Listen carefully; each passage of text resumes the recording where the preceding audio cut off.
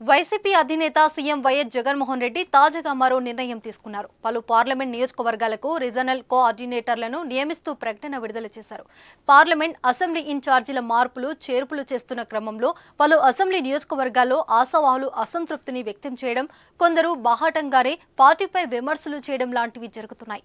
ఈ టైంలో జగన్మోహన్ రెడ్డి నిర్ణయం పార్టీలో కొందరిని కలవరానికి గురిచేస్తుంది. గజం కేవలం 4,500 రూపాయలతో 165 గజాల భూమి కేవలం 8 లక్షలు మాత్రమే.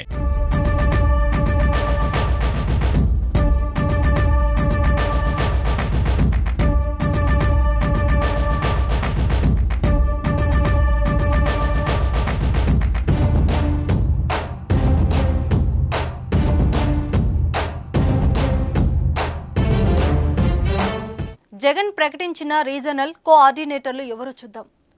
గుంటూరు, నర్సరావుపేట, బాపట్ల పార్లమెంట్ నియోజకవర్గాల రీజనల్ కోఆర్డినేటర్గా విజయసాయిరెడ్డి, ఒంగోలు పార్లమెంట్ ఉమ్మడి నెల్లూరు రీజనల్ కోఆర్డినేటర్గా చెవిరెడ్డి భాస్కర్ రెడ్డి నియమితులయ్యారు.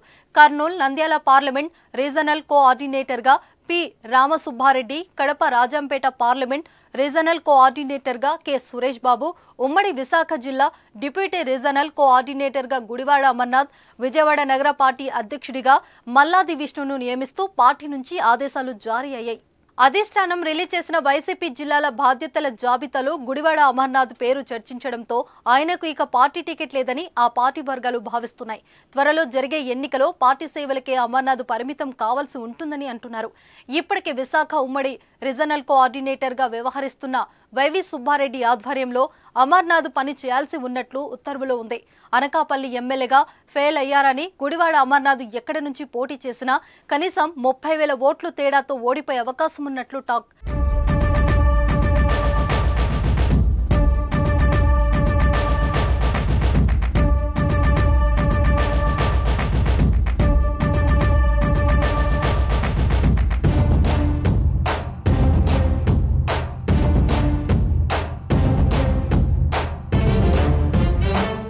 అయితే యలమంచిలి, చోడవరం, పెందుర్తి నియోజకవర్గాల నుంచి పోటీ చేయాలని గుడివాడ అమర్నాథ్ ఆశపడుతున్నారట.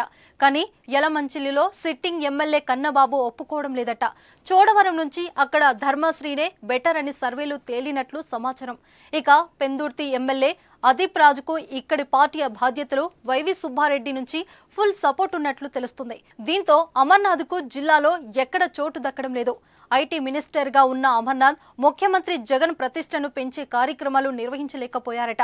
తన మంత్రి పదవి జీవితకాలం ప్రత్యర్థులను తిట్టడానికే సరిపోయిందని విమర్శలున్నాయి. దీనికి తోడు కోడి గుడ్డు అంటూ గతంలో చేసిన కామెంట్స్ అభాసుపాలు చేశాయని టాక్. సీఎం జగన్ కు అతి సన్నిహితుడిగా ఉన్నప్పటికీ ఎమ్మెల్యే టికెట్ ఇప్పటి వరకు ఖరారు చేయలేకపోయారు. అమర్నాథ్ సేవలను పార్టీకే పరిమితం చేసినట్లు తెలుస్తుంది. చూద్దాం ఎన్నికల నాటికి ఎవరెవరు బరిలో ఉంటారో.